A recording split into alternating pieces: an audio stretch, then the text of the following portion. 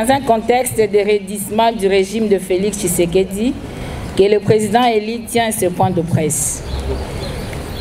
Point besoin de revenir sur le spectacle audio auquel nous avons assisté le dimanche dernier, à l'occasion du retour du président Martin Fayulu.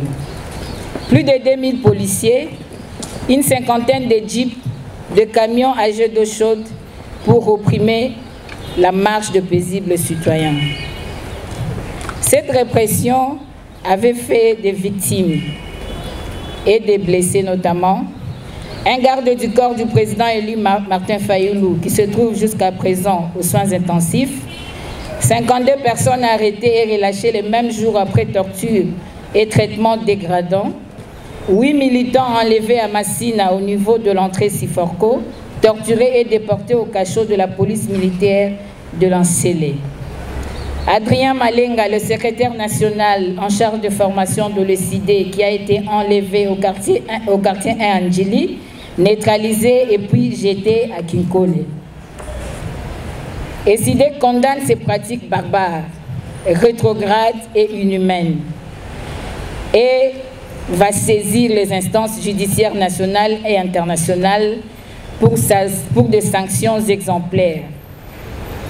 Pourtant, le pays est toujours en guerre et le commandant du peuple, président élu Martin Fayulu, doit prendre la parole pour s'adresser au peuple congolais sur la situation actuelle et ses enjeux. Ainsi, avec votre permission, Monsieur le Président Martin Fayulu, nous vous prions de bien vouloir prendre la parole et s'adresser au peuple congolais.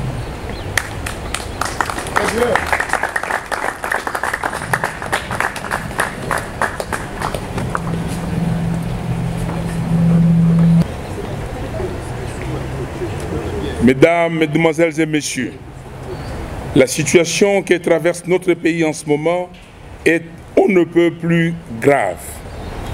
Il y a péril en la demeure. Et si nous n'y prenons garde, nous risquons d'être les derniers Congolais à avoir vécu en RDC dans ses frontières actuelles. Aujourd'hui, comme hier, les éléments des armées rwandaises et ougandaises, regroupés au sein d'une unité appelée M23, sèment la mort et la désolation dans le Nord Kivu, notamment à Bunagana, Kiwanja, Rutshuru, Rubare, Rumangabo, Rugari. Maintenant, ils avancent vers Goma. Cette situation a entraîné un exode massif des populations qui viennent s'ajouter à plus de 6 millions de déplacés internes déjà enregistrés dans l'est du pays, abandonnés et sans assistance, victimes de violations massives des droits humains. Il va sans dire que la RDC souffre de cette situation à partir de la première agression du Rwanda et de l'Ouganda sous les labels de l'AFDEL en octobre 1996. Depuis, le président du Rwanda, M. Paul Kagame, s'est érigé en faiseur de différents présidents qui se sont succédés à la tête de la RDC. C'est inacceptable. Les conséquences de la crise de légitimité et des dénis de souveraineté qui en découlent se font sentir aujourd'hui. Le Rwanda et l'Ouganda se donnent à cœur joie dans la déstabilisation de la partie est de notre pays, qui s'étend dans d'autres parties du territoire national, notamment dans les Maïndombe et le Kwilu.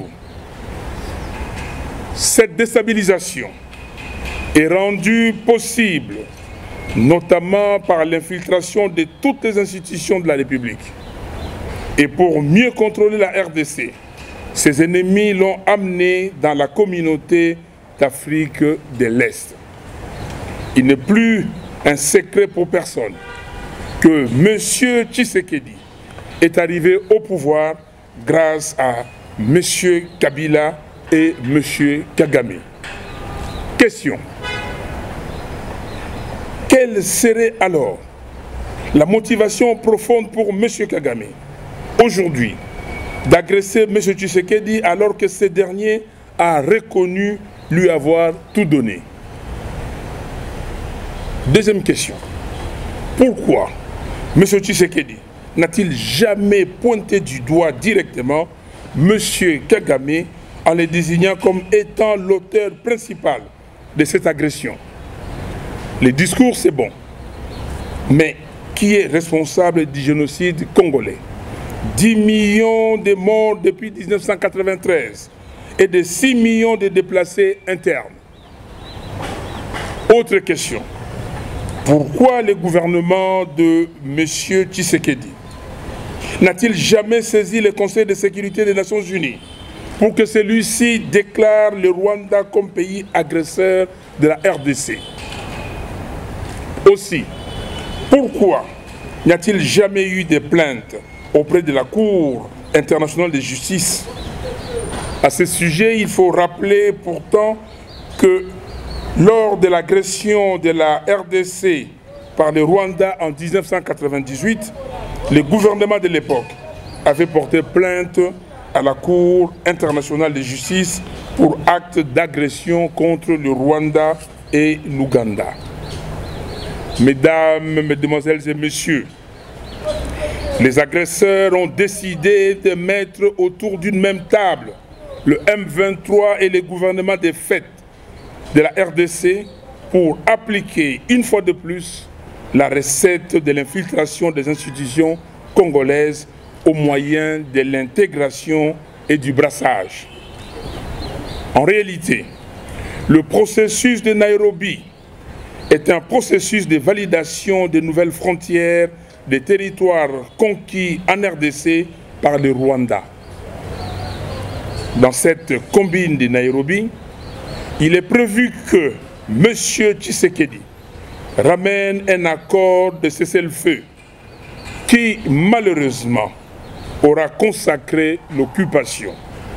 C'est ce que j'appelle le fait accompli d'occupation.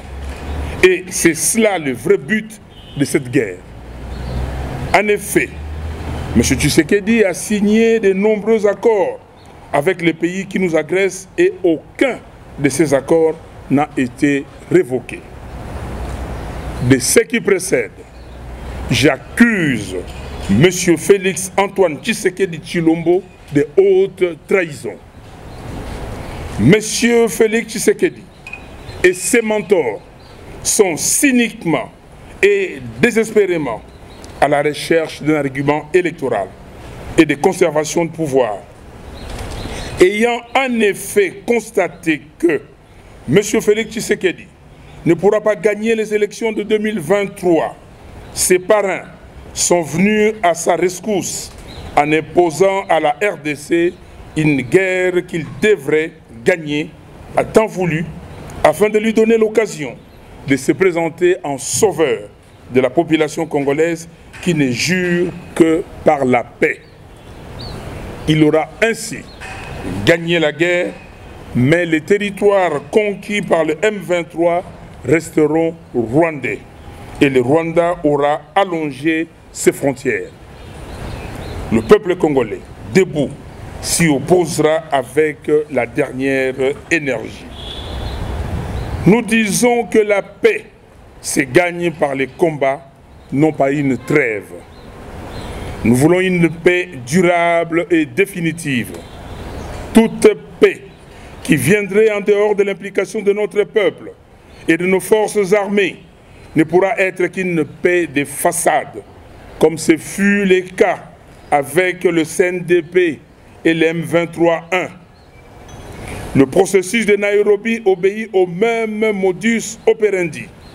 C'est donc du déjà vu et nous n'en voulons pas. On ne peut pas demander à la RDC de dialoguer avec le M23, encore qu'ils ne sont pas congolais, pendant que le Rwanda refuse de dialoguer avec les FDLR et l'Ouganda avec les ADF. Le Conseil de sécurité des Nations Unies doit formellement condamner le Rwanda et l'Ouganda et leur demander de retirer leurs troupes de la RDC. Cette agression est en effet une violation grave de la Charte des Nations Unies. Il faut en outre trouver une solution immédiate dans le sens d'éloigner les FDLR et les ADF de la RDC.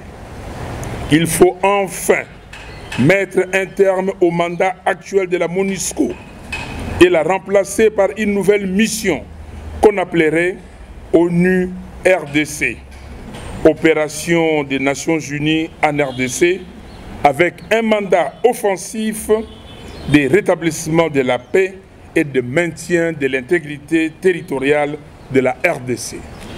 Peuple congolais, cette guerre doit cesser d'être une combine privée entre les sieurs Tshisekedi et Kagame.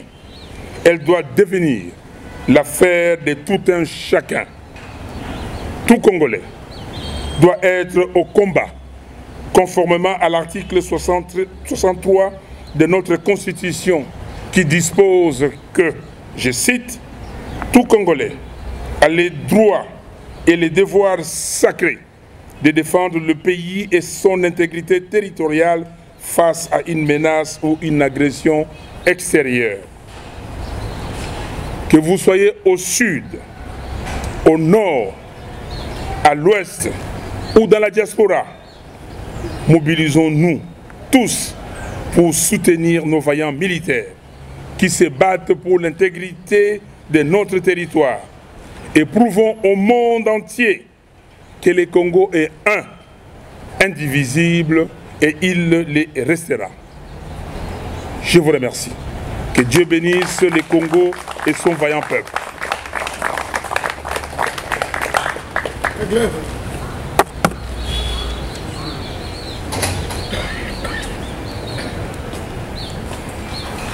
Merci, Monsieur le Président.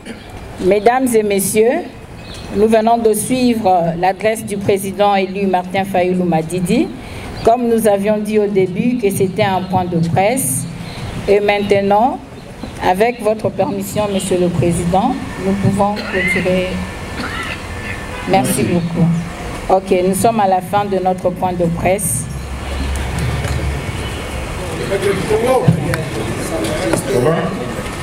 Papa, bakanganga bandakala makambo esila makambo tozotala makambo oyo ya mokolo ayenga oyo atindelaki biso 8000 policiers bitumba ya este na este kuna esili siko bitumba ekomi awa na Congo Kisasa na opposa na bakombata na ye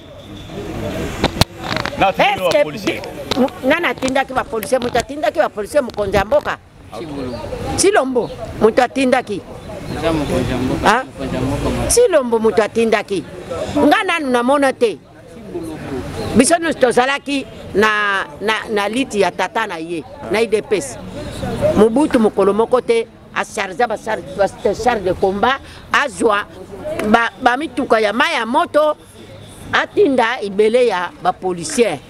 Donc uta IDPS ngala uta IDPS ko olongwa poni longwa kana sepela kana ngaite makambo oyo ezalaka ko sala makuna parce que lo nyo sepela non pa ya président élu ya eloko nini nazo sepela pas président élu ngai na ya awa na parti ya président élu pona mayele